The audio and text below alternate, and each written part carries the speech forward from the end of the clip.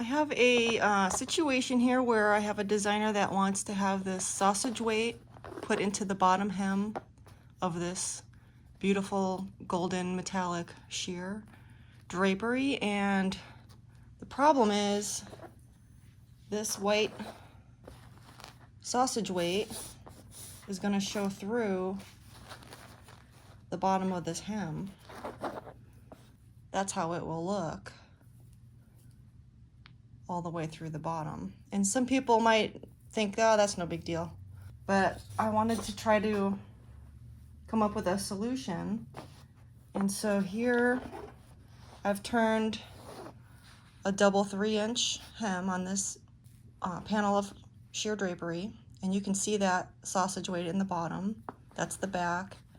That's how it looks on the front.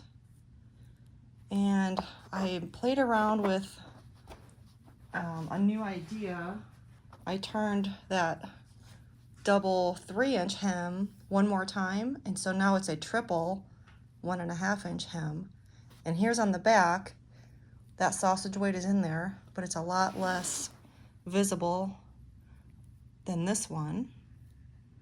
And then on the front, it's even more invisible. You can't even see that there's anything in there because there's one more layer of fabric hiding it.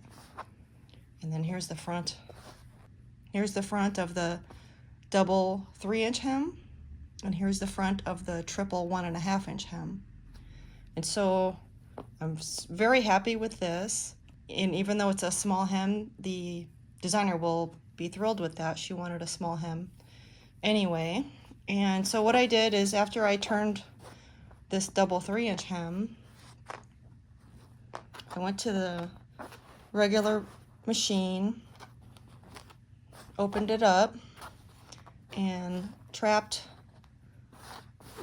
the sausage weight in the first fold. So I basically took the raw edge and folded it to the first pressed edge right here. And then I just ran my stitch along this line right here, and then that traps the sausage weight into place. And then I turned it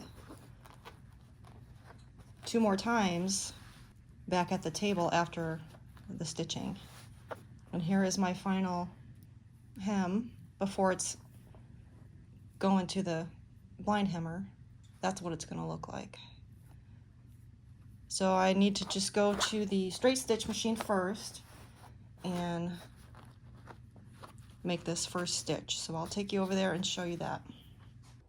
Okay, here we are at the regular straight stitch machine where I'm going to trap this sausage weight, bead weight, into the hem of this sheer. And I'm going to take the raw edge and fold it over to the first fold line right here. And I had previously folded this into a double 3-inch bottom hem, so that's the sizing that I'm working with. It can be anything. You could have started with a double 4, double 3, double 2. So I'm gonna just start sewing this raw edge down into place, and I just want to do this so that the sausage weight doesn't end up into a different fold. I want to trap it into this first fold so it gets hidden by the most layers of fabric. And I'm going to pin the sausage weight into place so it doesn't fall out as I'm sewing it. It's already creeping down there, so there. No, it won't fall out. Okay, so just basic straight stitch all the way down.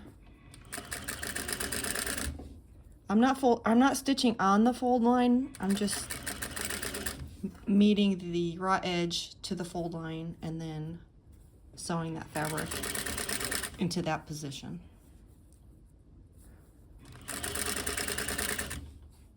I am trying to be nice and consistent with it though, because that's going to create this fold right here that will continue to fold over and over into the triple 1.5 inch bottom hem.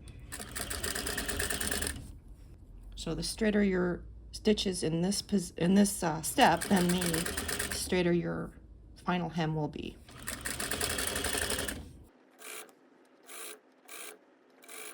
This is just a side panel. I had already tested this method on a very large Ripplefold Drapery that was 5 widths of fabric, so this one is much quicker.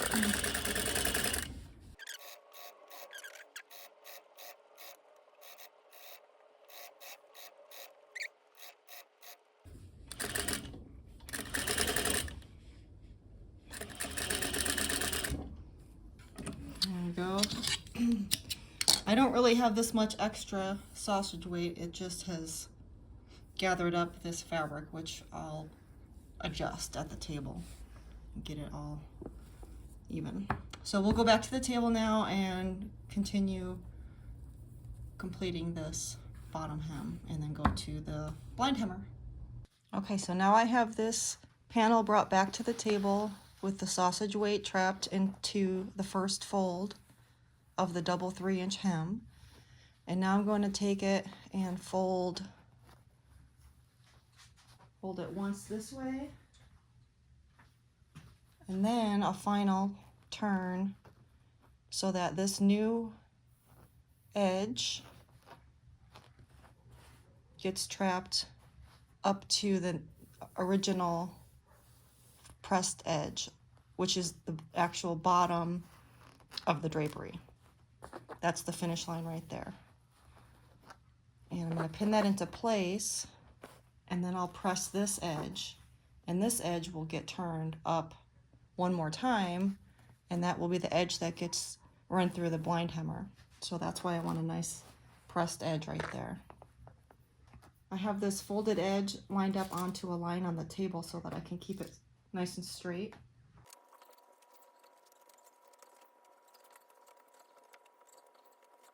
Okay, so it's all pinned into place, and now I'm just pushing the sausage weight that's in there, pushing that up out of the way so that it's not going to get pressed by the hammer. I just want to be able to get a nice crease on this part of the fabric right here.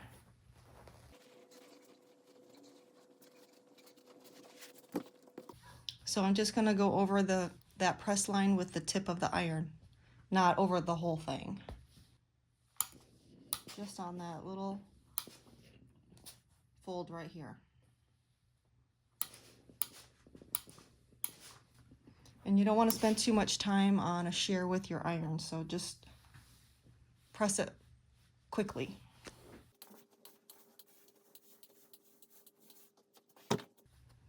Okay, last step before I go to the hammer is to turn this one more time.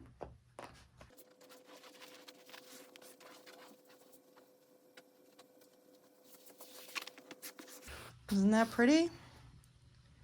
You cannot tell that there is a sausage weight in there. I'm going to pin it into place. Again, trapping the sausage weight kind of low so that I don't hit it with the needle at the hammer.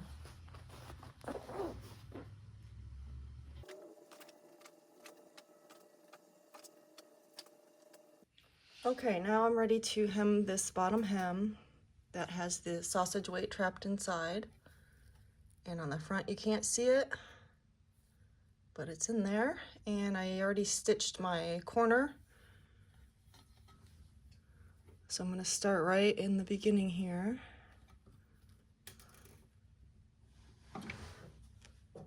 This should be set. I did one already,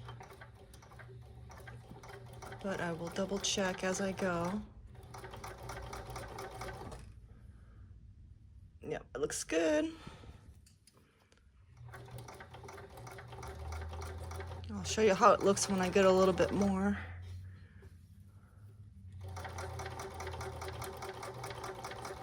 So that fold line on the top is what I'm feeding through that little guide right there.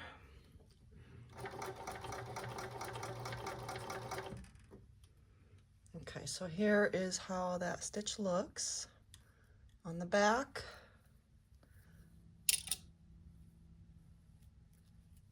And here's how it looks on the front.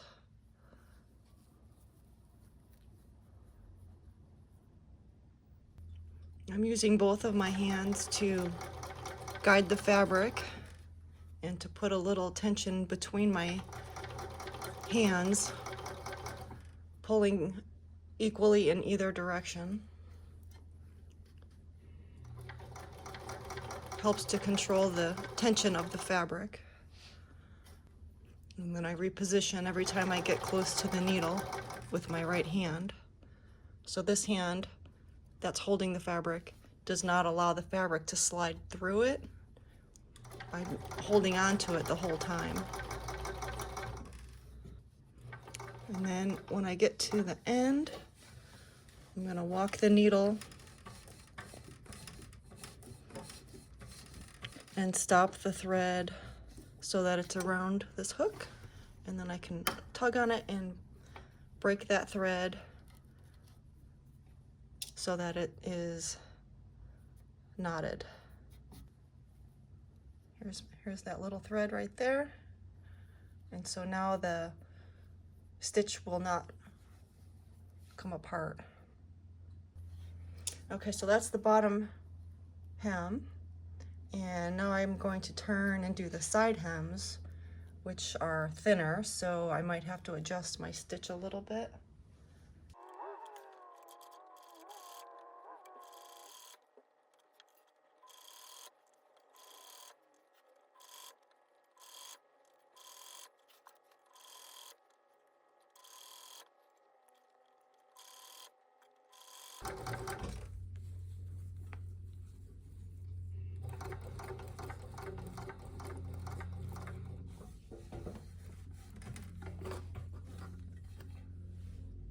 I'm stitching some little baby pleats on my regular Juki machine because they're just 2 inches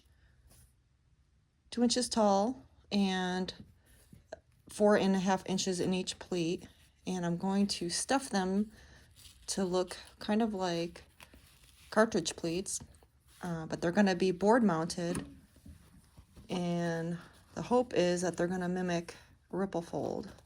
So after I stuff these little pleats, there's only 1 3/4 in the space, so this will fill up the board after they're stuffed, and I'll steam that little ridge so it's rounded.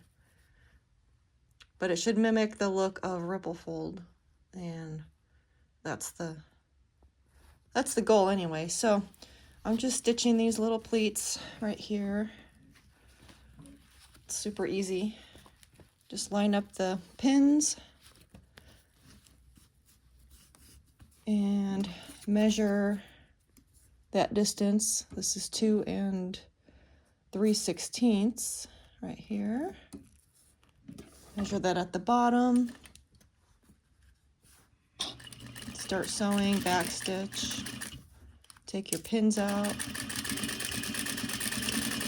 back stitch, and that's it.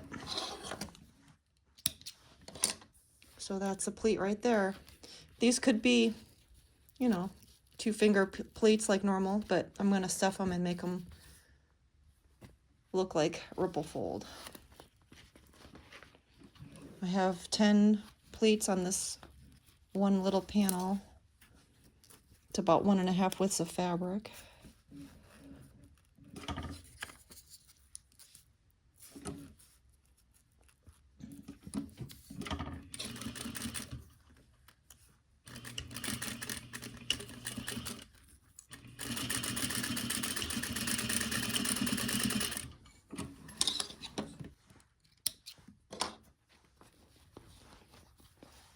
See how small the spaces are in the back and in between? I'm going to board mount these, so I'm just going to staple this to a board, and the spaces should be covered up by the pleats.